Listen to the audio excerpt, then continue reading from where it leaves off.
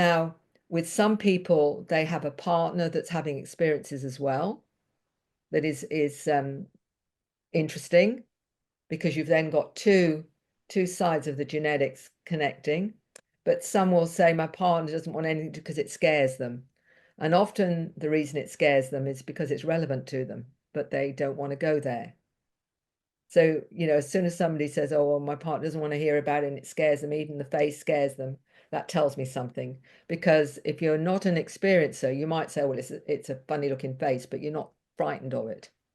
So there's lots of things that give me clues that it's relevant on some level, not only necessarily to the one person, but their partner in their relationship, but also their children. There is no question in my mind, it's intergenerational.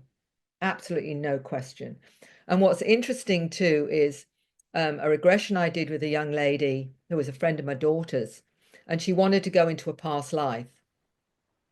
And I said, well, sure, we'll see what happens. She was just curious, nothing to do with anything to do with ETs or anything or whatever.